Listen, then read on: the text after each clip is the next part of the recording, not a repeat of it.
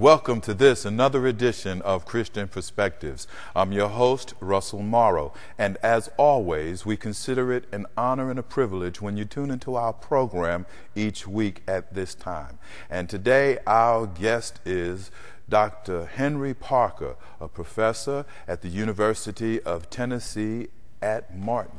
And today, we're going to talk about one of the most provocative issues in the life of the church, the Christian church, and that is racism in the church. And I know that some people don't want to deal with issues like that, but it is a reality.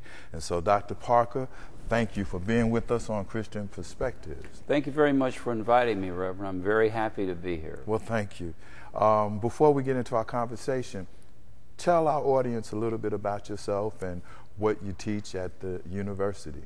Well, I'm a native of Memphis. I'm a Southerner by birth and a Northerner by adoption because all of my adult years and education were spent in the North. Okay. And I'm at UTM now, and I teach history and philosophy classes and also a class on the major religions of the world there.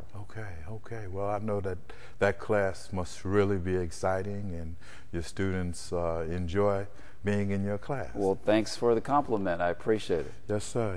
Now, we're going to talk about racism in the church. And, when I was a little boy and I would look at my Bible and I would look at the pictures of Jesus, he always was kind of blonde hair, blue eyes, fair skin, white, whatever you want to call it. And it just didn't make sense that someone who was born in the Middle East would look like they was from Europe. Can you talk about that? Yes, I was in the Middle East not too long ago, and as we were riding in our bus, looking at the Egyptians walking down the street and sitting at little cafes, out of the hundreds of people we saw one white face that just stands out. Mm-hmm. So that is a non-white area. And to think that the Bible could be full of white people at that time is just historically inaccurate. And so whether you're there today or whether you were there yesterday, it's simply historically true that the people in the Middle East look like those people we see on television every night, and they're just non-white. It's just a historical fact. So the pictures that we traditionally grew up with of Adam and Eve and Jesus and the disciples, how did that come into being? What happened to give us these images all of these years? Well, I call it Renaissance arrogance. Okay. The artists, who are very famous, simply took models from their own neighborhoods. And so they were Italians just like them, or Dutch or whatever they were. And people don't realize that these were just Europeans who were used for the convenience of the artists, but they look nothing like the people in the Middle East. And over the centuries, people just assumed that these artists were depicting the real thing, and they were dead wrong in that. Okay. Do you think that some of it was supported, some of this was supported by the fact that both Christians and Jews dispersed from the Middle East and migrated all over the world, and it just seemed that the center of the Christian culture was in Europe and in Rome? Well, I think that the first thing a Christian needs to understand is this. Christianity is a Middle Eastern religion. It didn't start in Rome, it didn't start in London, right, but it started in the same place that Islam started years later, that Judaism started centuries earlier, and actually the Jews we see today, we call them Ashkenazi Jews or European Jews. They're not Palestinian Jews. Palestinian Jews look just like Palestinians. Right. And so they're a darker skinned people. And I need to make this very clear. I don't really care what Jesus looked like, all right, but I care about the truth. Okay. So I just want people to tell the truth. And many pastors who will be watching your show have been to the Middle East. Right. They can see it for themselves. Right. And if you just tell the truth, then I think we can be better Christians. When it comes to Aunt Jane and Mama Sue, been in the church all of their lives, and these images are deeply rooted within them, the truth might not really matter to them, and they're comfortable with the images as they have known them for 50 and 60 years.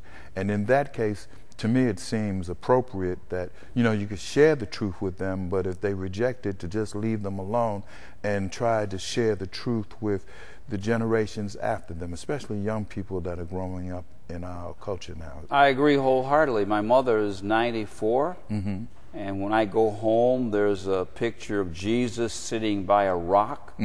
He's a nice, handsome white guy with dark brown hair, aquiline nose, thin lips. So that's her thing, and I'll let her keep it. Right. But the truth will set most of us free as we're striving, especially younger people. Yes, that's absolutely so.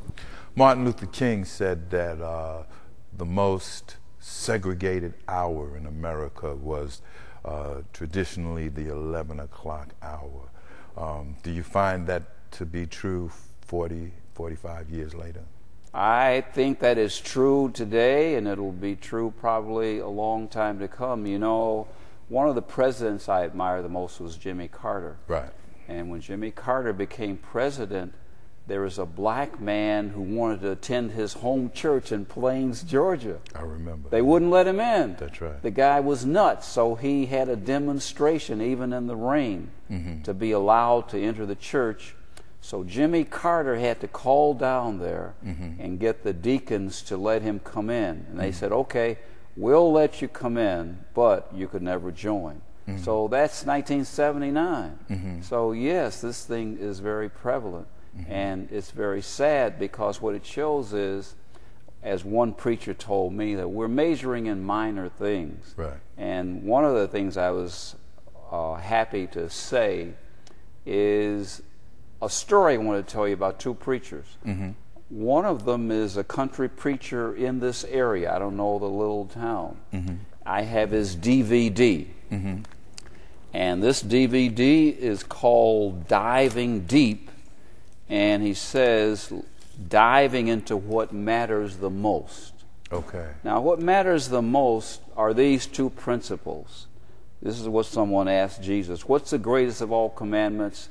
And then what's the second greatest one unto that? And it's love God and then love thy neighbor as thyself. So this white preacher in his all-white church says, let me tell you the story of the Good Samaritan, because we've got to know who your neighbor is. And he said, at that time, the Samaritans were no higher than pigs. Right. And yet you know what happened in the story, and so your neighbor is everybody. And it's very easy to say that in church, but what if a black person came in here? What if a black person wanted to live next door to you?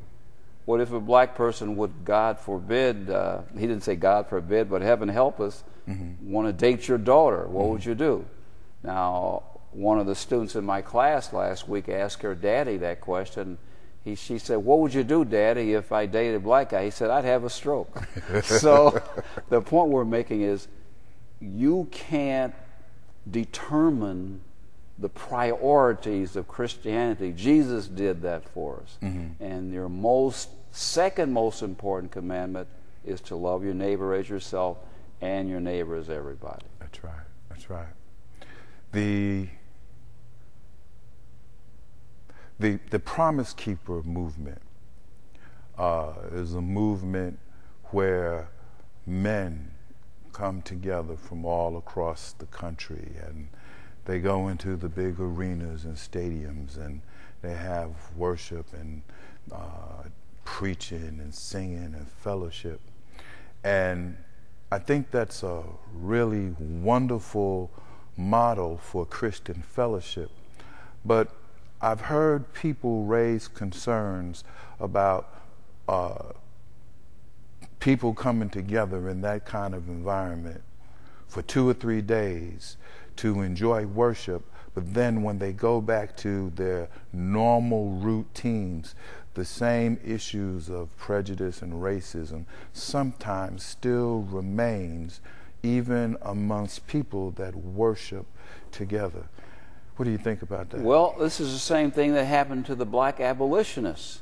They thought that because the whites wanted an end to slavery, that these whites believed the slaves were equal to them. And what they found out was, no, the whites are going to be the heads of the organizations that are anti-slavery organizations. They will call the shots. And so, to their surprise, they said, oh, they just accept us up to a point. And beyond that, we're still second class.